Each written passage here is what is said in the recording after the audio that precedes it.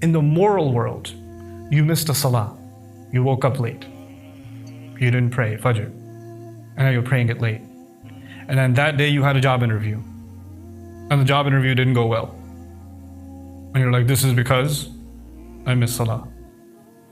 Now the answer to that is it may be and it may not be.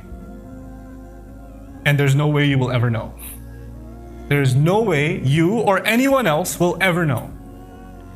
But the thing that will help you is أَنَا عِنْدَ ظَنِّ عَبْدِي بِي. The thing that will help me is that Allah says, I will be as you assume me to be. If you're assuming Allah took revenge from you and put this on you because you missed Fajr, then that's who Allah is to you now. But the thing here that I wanted to highlight is what is the role of our iman, the fact that we're believers, that we believe in Allah Azza wa Jal, and our ability to deal with calamity. And how are we supposed to respond to calamity as believers? For a lot of people and this actually depends on our level of understanding of what it means to have a relationship with Allah subhanahu wa ta'ala. On the one hand, the first thing I'd like to explain to you that the Qur'an is very wise about is to make a separation between two different kinds of bad situations. There's a bad situation that looks like a bad situation that was completely out of your control. You could do nothing about it. You got stuck in a flood, you didn't cause the flood. You just happened to be living there was no way for you to escape, or you happened to be traveling, you had no idea it was coming, it wasn't on any reports or anything else. That's not you, that's entirely planned by Allah. You had nothing to do with it, there was no way you could have gotten out of it. This is not the same as someone who reads the news report and says, hey, there's a major storm coming, please evacuate the city, and there's a tsunami heading our way, and somebody says, this is a good time to check out the beach. And they head towards the beach. And then something bad happens to them, they don't get to say, Qadar Allah, what can I say? Allah had decided that I was gonna run into this. You don't get to say that. And Allah is very clear about that. He subhanahu wa ta'ala says, مَا أَصَابَكُمْ مِن مُصِيبَةٍ فَبِمَا كَسَبَتْ أَيْدِيكُمْ. There's not a calamity that strikes you, and if there's any manner of calamities that strike you or something that hits you, is because of what you earned with your own hands. You brought this on yourself. Now, if you only thought of it that way, that would also be a problem. Because if you're going down the stairs and you slipped and you fell, then you start thinking to yourself, I must have done some sin and that's why Allah made me fall down the stairs. This is a sign from Allah that I have committed some evil and Allah is teaching me a lesson by, breaking my arm in the hotel lobby or something. You start reading into things that happen to you. And you start thinking there's some ghaib, cause and effect. And that can go into an extreme. So the thing that I'd like to highlight here, human beings, believers in Allah, can go into two extremes. One extreme is everything happened because of Allah, I have nothing to do with it. Whatever happened, you can't blame me, this is qadr of Allah. مَا أَصَابَكُم مِّن مُصِيبَةٍ فَبِإِذْنِ اللَّهِ. Whatever calamity strikes to you, it comes to you because of Allah's permission. He said that in Surah Al-Taghabun. He said it directly. It happens by Allah's permission. This was Allah's plan. What are you going to do? So some student can not study for their exams and not do any of the assignments and fail and be kicked out of the school and then say, what do you want me to do? Qadr of Allah. They get to blame Allah. On the other extreme, there is the believer who blames everything on himself. Allah is doing this to me because I'm a terrible person. This happened to me because I'm a horrible human being. And then it doesn't help when other ignorant people around you, and sometimes a lot of ignorance comes from your own family, they come and tell you, you know why this happened to you? Because you're a bad daughter. You know why this happened to you? Because you're a bad son. You know why this happened to you? Because you're not good to your in-laws or whatever. No, I just got in a car accident because a truck came and hit me and he crossed a red light. Not because I argued with my wife or something, that's not the reason. But other people will come and tell you, this is happening to you, Allah is doing this to you because of that. Like they got an email from the ghaib that told them that this is the reason why this happened, cause and effect. So there are these two extremes that are possible. What does the Qur'an do? The Qur'an in everything gives us balance. In everything we understand in life, it gives us balance. And by the way, if you don't have this balance, you lose a lot of peace in life. It gives another meaning to أَلَا بِذِكْرِ اللَّهِ تَطْمَئِنَّ الْقُلُوبِ. By remembering Allah, hearts become calm. If the ultimate remembrance of Allah, the dhikrullah, is actually the book of Allah. And the book of Allah clarifies how Allah deals with us in this life. So I would argue that if you're just saying Subhanallah or Alhamdulillah, and your understanding of what Allah wants you to, how Allah deals with you is flawed, you still might not find peace, even though inshallah you will if you're sincere. But the intent here is to be clear in how Allah Azza wa Jal deals with us. So I'd like to share some things about that with you. As far as blaming myself is concerned, and where do we draw the line between this is from Allah and this is my fault? Where do you draw that line? In the physical world, it's very easy to understand. What do I mean by the physical world? In the physical world, if I instead of putting gasoline in my car, I put water in my car and it didn't work, then you don't get to say this was Allah's plan. That was you. So physically speaking, or if you're eating junk food and you're constantly eating all kinds of sugary foods and then you get a diagnosis for diabetes at the age of 45, then you don't get to say, Ya Allah, this marad has come to me. It's a test from Allah. No, it's a test of your bad appetite. You don't eat cucumbers. You eat Swiss rolls or whatever you eat. You've been downing junk and that's why this happened to you. You understand? So that in the physical world, the cause and effect, there's an effect. It's something that all human beings with common sense understand. In the moral world, you missed a salah. You woke up late. You didn't pray Fajr. And now you're praying it late. And then that day you had a job interview. And the job interview didn't go well. And you're like, this is because I missed salah. Now the answer to that is it may be and it may not be. And there's no way you will ever know.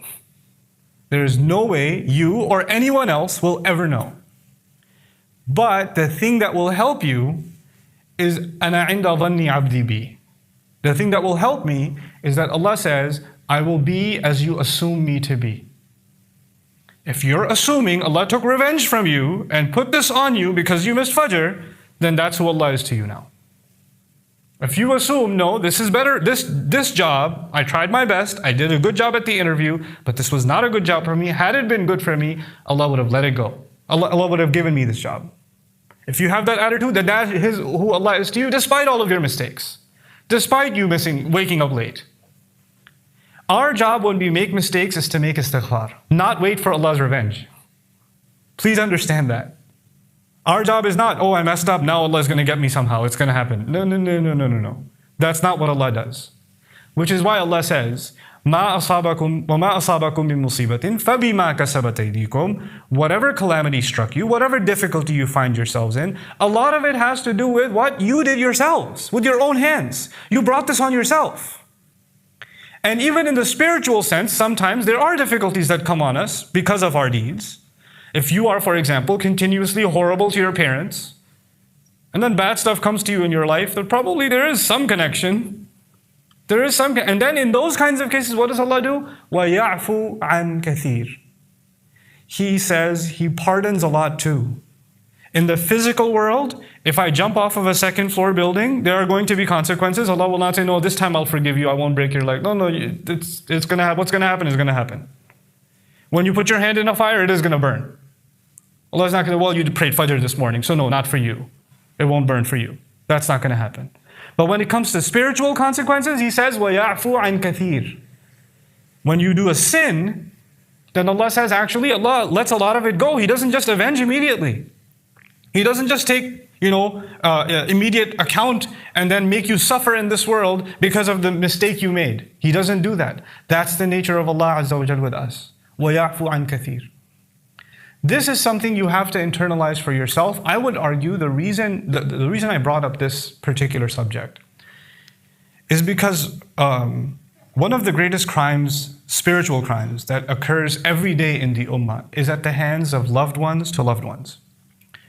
Parents, spouses, husbands, we have sometimes the worst things to say to our loved ones. And sometimes we say those things in the name of Allah. Allah will punish you for what you just did. There will be justice on you. Allah will not forgive what you. And mother can say that to her child, wife can say to husband, siblings can say to each other. Like invoking, like Allah is some angry weapon that you can invoke because you're upset, Allah must be upset. And you can just use Allah like that. That's not our place. And you know, for a lot of people, they have heard this kind of thing so many times, over and over and over again, that they have become far away from Allah Himself. They heard from their loved ones. They heard from a child heard from his father or his mother all the time. Allah will punish you if you don't pray. Allah is going to get you if you don't pray. Allah is going to, Allah is very angry at you because you ate that cookie. Like, constantly, Allah is angry, Allah is angry, Allah is angry. When that young boy becomes a 16, 17, 18-year-old, he wants nothing to do with Allah. And when he hears Allah is merciful and Allah is forgiving, he has a hard time believing it because that's not what he grew up with. He did not grow up with an Allah who is forgiving or an Allah who is merciful. As a matter of fact, every time he got in trouble is because of Allah he got in trouble. That's how he got in trouble. And then those same parents say, we taught this child about Allah from the beginning. I don't know why he's running away from deen. Yeah, but which Allah did you teach him about? An angry Allah? An Allah that seeks to punish? مَا يَفْعَلُ اللَّهُ بِعَذَابِكُمْ? Allah says, what's Allah going to get out of punishing you? That's what Allah says Himself. What is He in just the business of coming after you? Going at you? So what happens with people? They are in a difficult situation, and what do? They're constantly thinking Allah is getting them. Allah is hurting them. Allah is doing this to them. You know, I was reminded by a colleague of mine, when I was coming here to Malaysia, out of nowhere, this has never happened. I developed this crazy bacterial infection thing in my tonsils, and it swelled up, and half of my neck was completely blocked, and I felt like I was drowning in one nostril, and I'm still on the plane, and I get halfway through to Abu Dhabi on the way here. I run over to a clinic, they say you have to take these heavy medications. I come here, the recommendation is I should go to surgery. I was like, what is going on? And they even told me this never happens. Like, this is really crazy. In my entire career of 30 years, I've seen like one other case of this. And I'm lying there in the hospital bed waiting for a surgery to take place, and I'm thinking, and I was reminded by a colleague, this is the best place you could have been. Like, there's no better place than this hospital bed for you at this moment. That is Allah's plan for you. Here I am thinking I have to cancel this program, I can't go over here, I can't go over there, how are we going to manage this situation, that calendar, that meeting, all this way, I came all this way, and now look, I didn't get to do this, that, or the other. And then all of a sudden, just that little reminder, you're just like, yeah, this is the best place I should be. There's no better place, because this wasn't planned by me, this was planned by Allah Azza wa Jalla. This is entirely planned by Allah. We have to have a closeness to Allah that when He plans something for you and me, even when it's painful, He doesn't do it for anything except love. That Allah Azza wa Jalla loves His ibad. That He loves what is best for them. He loves us more than we could ever love ourselves. He cares more for us than we can ever care for ourselves. He provides us more than we could ever provide for ourselves. When we forget that, guidance goes away. Allah says, وَمَن يُؤْمِن بِاللَّهِ يَهْدِي قَلْبَهُ. In Surah Al-Taghabun, on the same issue, whatever calamity strikes you, it comes from Allah. It came by Allah's permission, and whoever can have iman in Allah at that time. You have iman in Allah anyway, you believe in one God, but when you're in a difficulty, well, that's when you start questioning, why is Allah doing this, right? That's the time when Allah puts the words, وَمَن يُؤْمِن بِاللَّهِ. Whoever can truly believe in Allah then. Yeah, you always say Allah is Ar-Rahman, but do you really feel Allah is Ar-Rahman right now? Nah, right now He's probably Dhun Tiqam. Right now He's probably the one who takes revenge. Right now He's probably Jabbar, not Ar-Rahman right now. See, your iman went away. Your iman in Ar-Rahman went away when you were in difficulty. Allah says, if you can have iman in Ar-Rahman at that time, the best of Allah's names, the best of what Allah is to you, what He described Himself to you, at that moment, then what gift will Allah give you? And this is the conclusion to my khutbah. Like, what is it that Allah will give you? I want health. I want recovery. I want a job. I want money. I want a better family situation. I want escape. Some people just want escape. I just want this other person to stop hurting me.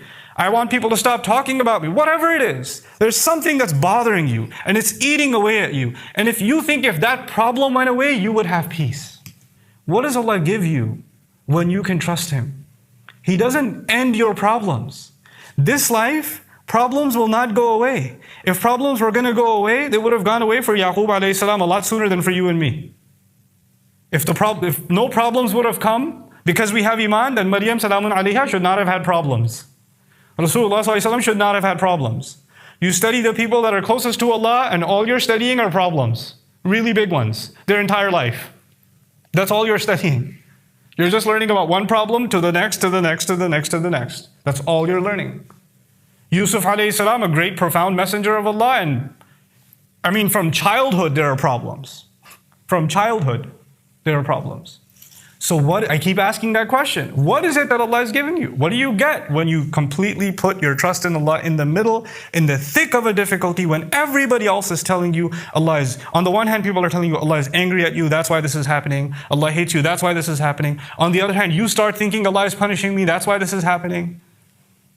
At that moment, when you can have the best impression of Allah and maintain your love and reliance and bond with Allah, that Allah has not let you go. He hasn't. What does He give you? Yahdi qalbahu. He guides this person's heart. He gives their heart guidance. I can guarantee you, when your problem goes away, if it's a money problem, if money comes in. If it's a health problem, and health comes back. If it's a family problem, the family problem goes away. None of the good things in this life are worth anything compared to that one gift.